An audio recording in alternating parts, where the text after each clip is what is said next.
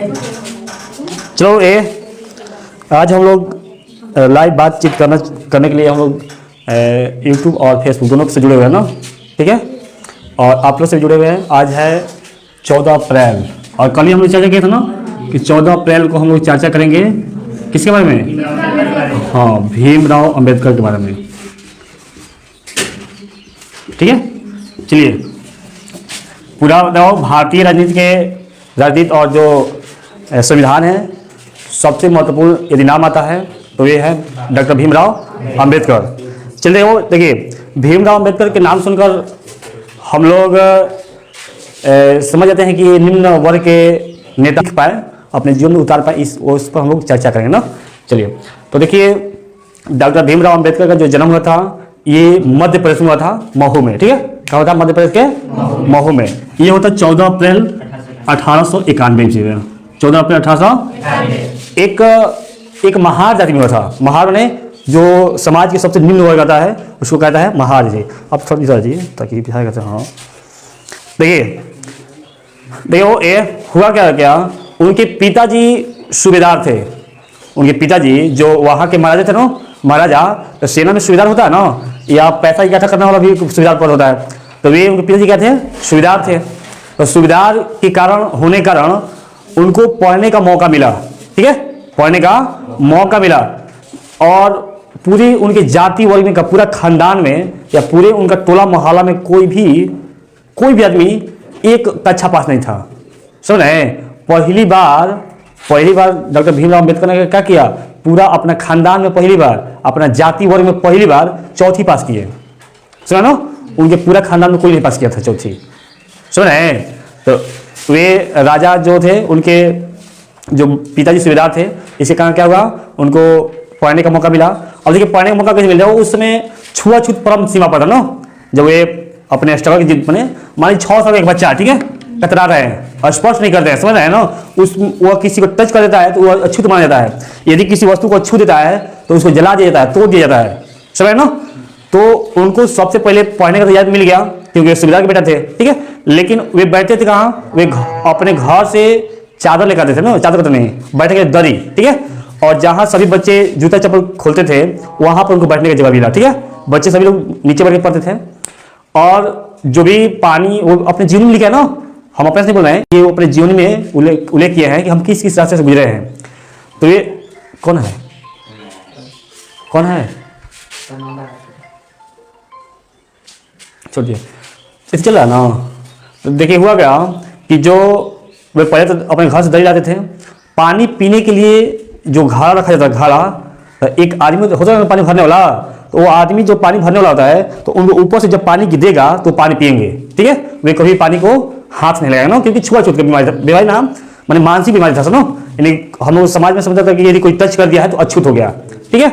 तो वे कहते थे कि कहे हैं यदि वे पानी भरने वाला या वो आदमी नहीं रहता है तो हम उस दिन क्या कहेंगे? प्यासे रहते थे, ठीक है। इतना छुआछूत होता था ना। एग्जाम भी हुआ, एग्जाम में सबसे अच्छा नंबर लाया, ठीक है। वे उसके में प्रावधान था कि जो बच्चा जितना अच्छा नंबर लाएगा उतना ही आगे बैठेगा। ऐसा होता है ना कि जो फर्स्ट आएगा तो मॉनिटर बनेगा, जिसका ज़्यादा नंबर आता है उसका 1 पे रोल नंबर होता है, 2 पे होता है, 3 पे होता है ना। ये प्रावधान था, लेकिन उन पर लागू नहीं हुआ क्योंकि ये अछूत थे, ठीक है। उन पर लागू नहीं हुआ। उनकी माँ ने एक बार उनको कहा दिया था कि देखिए, यदि तुमको अपने इस छुआछूत से, गरीबी से, माने जितने महामारी से तुमको उठना है तो मात्र एक ही रास्ता है, शिक्षा। और तुम जैसे भी हो पढ़ो।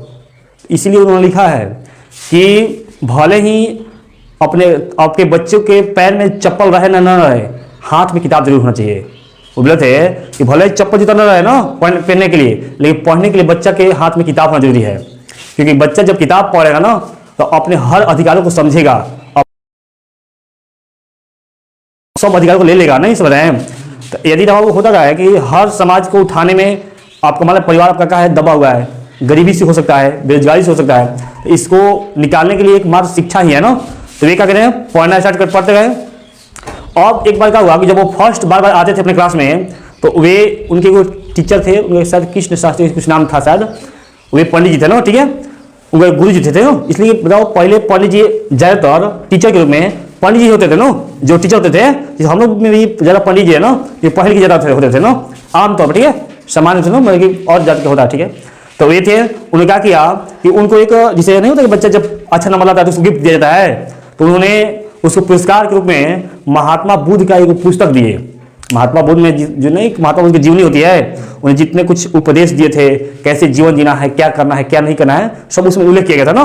तो उनको पहली बार किताब मिला, एक किताब मिला। मान लीजिए आपको पढ़ने बहुत जिज्ञासा है, आपके पास एक ही किताब है, तो उसी किताब को 50 बार नहीं पढ़ लेंगे, हो जाए ना। जिससे खाना मिल गया, बहुत खाए मन करते हुए, तो कोई आदमी चाटे तो नहीं लग रहा, सही है ना। यानी इतना उसको उतना उसको उनको लगा कि अब हमारे अंदर महात्मा बुद्ध कुछ गुण आ गया, समझ रहे ना, उनके अनुभव आ गया, कैसे समाज में जीना है, ये सब उनके अंदर आ गया।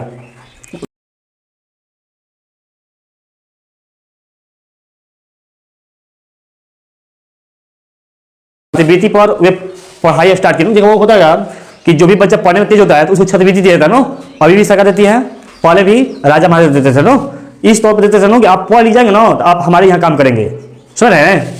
वो इसलिए छात्रवृत्ति देते रहे हैं, यदि आप पढ़ गए, मैंने अच्छा खासा पढ़ लिए तो आप क्या करेंगे, आप मेरे यहाँ काम करेंगे, मेरे यहाँ काम करेंगे तो हम थोड़ा आगे बढ़ेंगे ना, समझ रहे हैं। तो उन्होंने क्या किया, उनको छात्रवृत्ति देना स्टार्ट कर दिया। वे पढ़ाई करते गए, मैट्रिक पास गए, इंटर किए, और इसके बाद वे कोलंबिया विश्वविद्यालय गए पढ़ाई करने के लिए, कोलंबिया विश्वविद्यालय। और वहाँ पे वे 6 सालों तक पढ़ाई किया। वहाँ पे 3 गो वहाँ पे तीन डिग्री लिए, समझ रहे ना। कोलंबिया, फिर लंदन गए, ये सब गए थे किस पे, छात्रवृत्ति पर ना। आप वहाँ पर जाएंगे, वो एक साथ कर रहे थे ना, क्योंकि उनके पास समय नहीं था। वो कर रहे थे कि मेरा समाज सोया हुआ है, इसलिए मैं जग कर पढ़ाई कर रहा हूँ, समझ रहे हैं। सोया हुआ मतलब कि कोई किसी को मतलब ही नहीं है कि कोई क्या कर रहा है, किसी को अभी भी है कुछ और ना, जिसको शिक्षा से मतलब ही नहीं है, ऐसा है नहीं। और बहुत सारा देखिएगा, जैसे मुसहर है या और निम्न कास्ट के बच्चे हैं, उसको पढ़ाई से कोई मतलब नहीं है, दुनिया से मतलब ही नहीं है, बस आज खाए बस खत्म, आज खाए बस। उसके साथ बहुत सा और शोषण होता है ना, फिर भी आवाज नहीं उठाता है। तो ये कहें कि यदि भगवान ने यदि मुझको ऐसा बनाया है कि हम अपने समाज से उठ चुका हूँ, पहली बार 4वीं पास कर चुका हूँ, 4वीं पास के कोलंबिया विश्वविद्यालय तक आ गया हूँ, लंदन पढ़ाई कर लिया हूँ, लॉ का नियम पढ़ मैंने क्या कहते हैं, मैंने 4 डिग्री हासिल कर लिए, समझ ना। तो अब हमें क्या करेगा, यदि वो चाहते तो वे लंदन में या कोलंबिया में, कोलंबिया कहाँ हो, अमेरिका में, ठीक है, कोलंबिया में वे बहुत अच्छे पद पर प्रोफेसर के रूप में रह के अपना जीवन यापन कर सकते थे। लेकिन उन्होंने कभी ऐसा नहीं चुना। उन्होंने क्या किया, फिर कहाँ है, देखो अपने डिग्री हासिल करके अब पहली बार भारत में, पहली बार इकोनॉमी में वे डिग्री किए थे, इकोनॉमी अर्थशास्त्र में, समझ आए ना। भारत में कोई नहीं था, सबसे पहली बार किया था ना।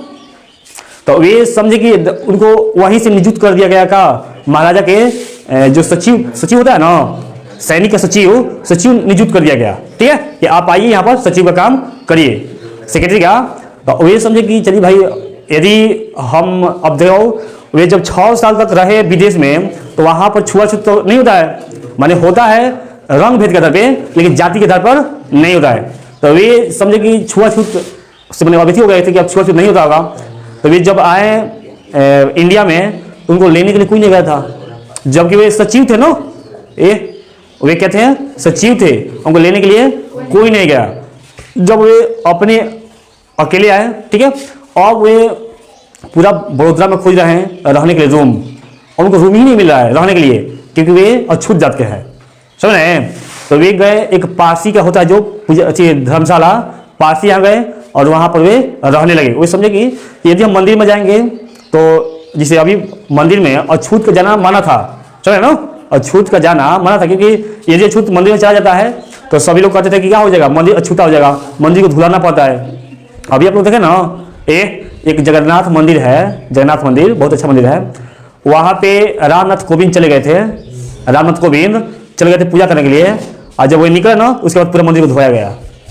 रामनाथ कोविंद कौन थे, भारत के राष्ट्रपति। वे कौन होता है, भारत का प्रथम नागरिक होता है, उससे बड़ा कोई नहीं है ना। और जब राष्ट्रपति निकले हैं तो मंदिर को पूरा धोया जाता है कि अछूत हो गया, नहीं समझ रहे ना। तो अभी हम लोग के दिमाग में है अछूता ना, भले ही हम दिखा रहे हैं कि नहीं है ना। तो ये अब को रहने के लिए रूम नहीं मिल रहा है।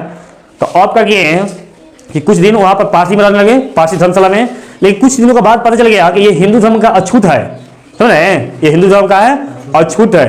तो अब जितने भी युवक के अंदर ज़्यादा ये सब जोश रहा है, समझ ना, कि धर्म खतरा में है, कि धर्म के लिए हम ये कर देंगे, मार धार कर देंगे ना, युवक के अंदर ज्यादा होता है ना, समझे। तो 10-15 युवक जो पासी थे लाठी लेकर उसको पिठिया लिए, समझे। तो झूठ क्या बोला, पूरा हम लोग का छूत कर दिया, मैंने पूरा हमको धर्म समाज खराब कर दिया। तो वे वहाँ से निकल गए। अब उनके पास 2 दोस्त थे, जब पढ़ाई कर रहे थे वे कोलंबिया में, तो उनके 2 दोस्त थे। एक था हिंदू था और हिंदू मैंने उच्च जात का, एक था ईसाई, ठीक है। तो उन्होंने सोचा कि चलिए कुछ अपना दोस्त से हेल्प ले लिया जाए। सुनियो एक चंद्रगार है। तो ये क्या किया ना कि जब अपने दोस्त की शादी में गया तो उसकी शादी में ही उसकी माँ ने, दूसरे दोस्त की माँ ने इनको इतना तिरस्कारा कि इनको बहुत घुटन महसूस हुआ, सुन रहे हैं। वही बीच में शादी छोड़ के आ गए और फिर ईसाई के यहाँ गए, मैंने इसे भेंट करने के लिए।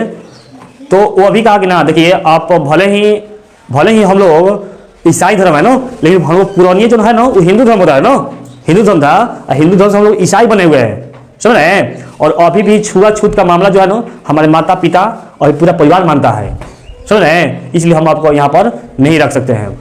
तो वे कौन है वो, सोचिए।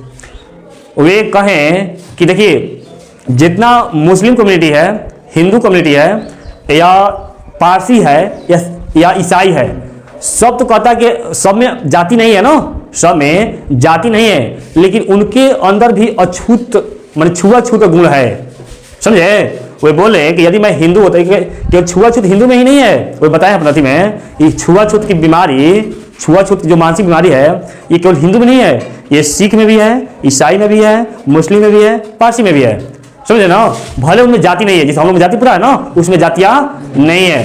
तो वे उसके बाद वे जब ऑफिस गए अपना ऑफिस में, ऑफिस में वो सेक्रेटरी है, सेक्रेटरी बहुत बड़ा होता है ना, सेक्रेटरी पद बहुत बड़ा होता है, जिसमें जानते हैं सबसे भारत में सबसे बड़ा पद क्या है, सेक्रेटरी का होता है।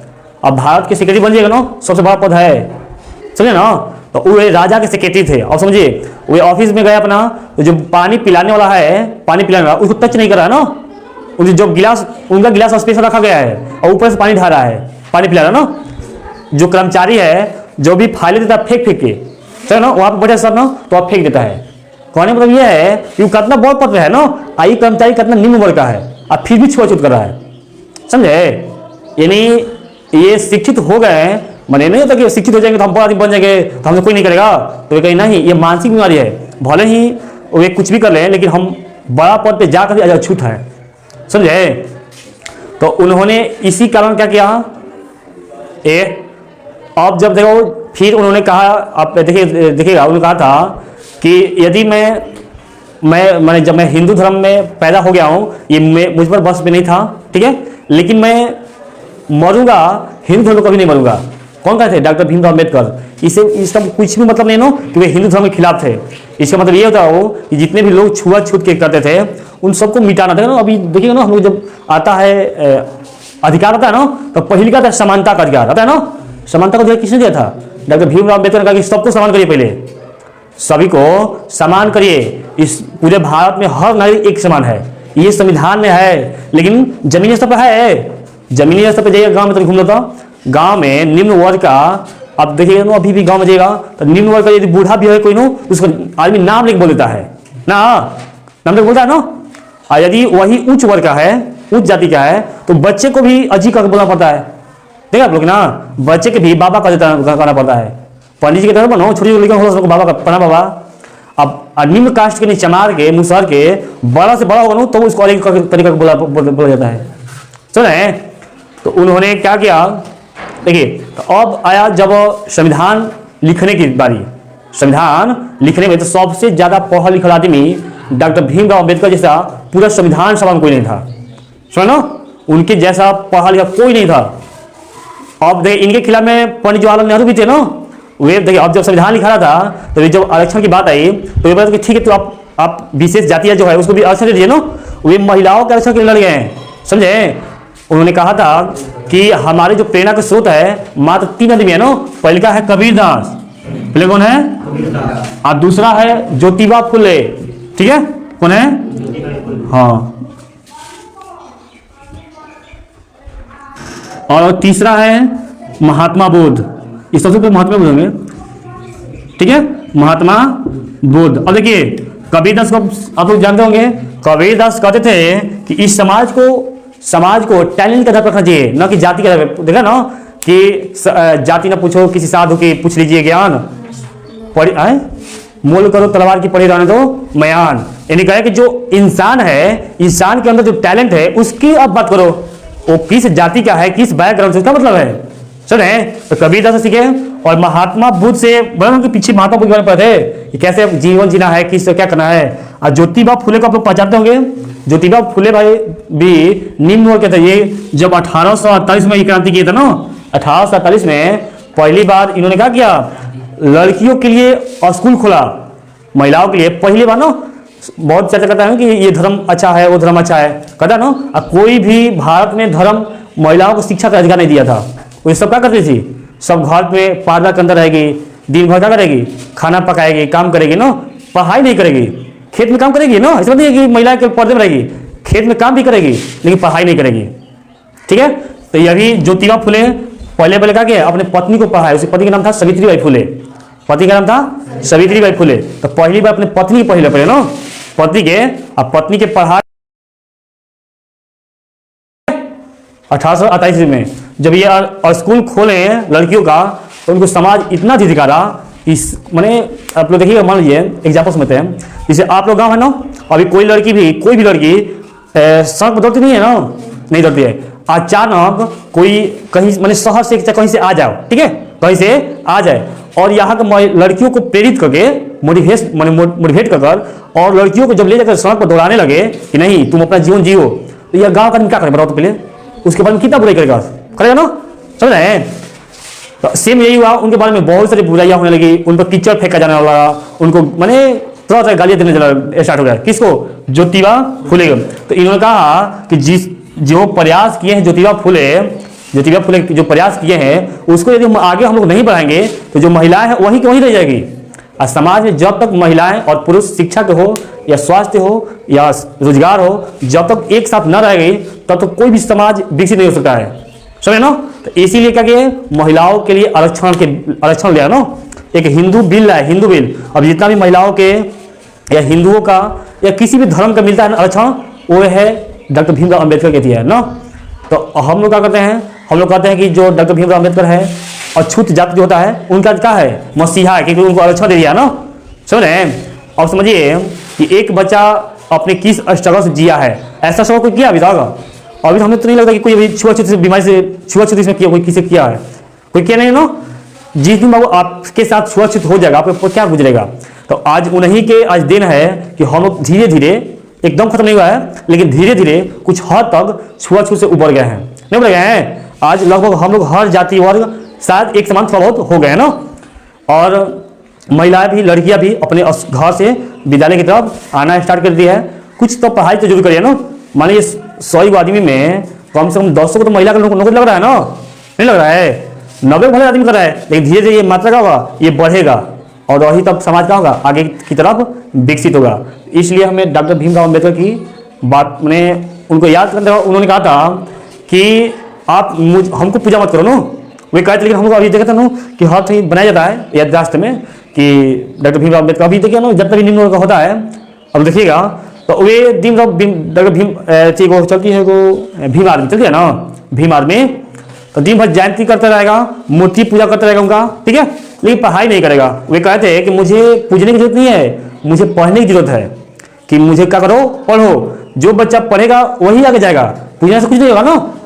और वही उनकी माँ ने सिखाया था कि शिक्षा वो शेरनी का दूध है, जो जितना पिएगा उतना दहाड़ेगा। यदि आप शेरनी का दूध पीना है और दहाड़ना है तो शिक्षित हो, ठीक है, अपने अधिकारों के लिए लेना है तो शिक्षित होना पड़ेगा, ठीक है। नहीं तो केवल सिंपल से जीवन जीना है तो ऐसे तो देखो जीवन जीने का तो कुत्ता भी जीता है, नहीं जीता है, कुत्ता भी देखो सुबह से शाम तक कुत्ता को कुछ कुछ खाना मिल जाएगा, आपको भी मिल जाएगा ना, आप तो इंसान है। तो केवल पेट भरना ही आपको मकसद थोड़ी है। कहा था ना कि 84 लाख जोनी में से एक जोनी होती है इंसान की, जो सबसे भागवानी मानी जाती है ना, पता। और इतना भागवानी से आप इंसान बने हैं और इस जीवन को आप इस तरह से जिएंगे जैसे कि कुत्ता की तरह, कि कोई खाना दे दिया, कोई पैसा दे दिया, कोई ये दे दिया, तब जिए तो कैसा हूँ, और कोई आपका नाम ही नहीं है तो थोड़ा जीवन व्यर्थ ही होगा ना, ठीक है। तो इसलिए उन्होंने कहा था जैसे अभी जो है ना अभी भी कोलंबिया विश्वविद्यालय में उनका लाइब्रेरी है, उसमें सब रखा गया है कि वे क्या क्या कैसे कैसे पढ़ाई करते, कुछ याद है उनके रखे गए।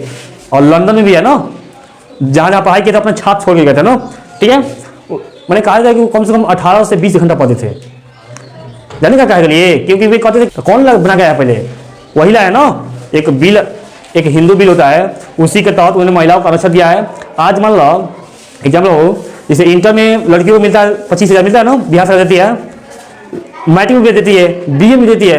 तो मान लीजिए हम जानते हैं 25,000 रुपया से किसी का जीवन नहीं चलेगा, लेकिन आपको आगे बढ़ने के लिए हेल्प तो करेगा ना, नहीं समझ रहे हैं। जैसे में यदि गाड़ी कोई चल नहीं रही है, लेकिन उसको ढकेला जाता है ना, कुछ तो देख ढकल दीजिएगा तो उसके बाद स्टार्ट हो जाएगी। तो वही स्टार्ट करने के लिए कोशिश किया जाता है ना, कि 10,000 15,000 आपको रुपया दे के क्या कीजिएगा, स्टार्ट कर जीवन, ठीक है। आगे जाएगा आपको खुद पैसा नहीं लगेगा, अपना जीवन खुद जीने लगेगा ना, समझ ना। तो आरक्षण खराब चीज नहीं है, अच्छा चीज है, लेकिन इसमें थोड़ा सा और बदलाव कर देना चाहिए ना, क्योंकि अब कुछ लोग बहुत देखे ना कि अब निम्न वर्ग में भी कुछ लोग अब संपन्न हो गए हैं ना, और उच्च वर्ग में भी कुछ लोग माने संपत्ति कम हो गई है ना। इसके लिए ईडब्ल्यूएस भी आया ना, ठीक है। इसके लिए ईडब्ल्यूएस की सरकार ने क्या किया, प्रावधान किया है। और हमें कभी भी महिलाओं के आरक्षण का विरोध तो करना ही नहीं चाहिए ना। चलिए तो हम लोग आगे फिर मिलेंगे, टाइम कितना हो गया।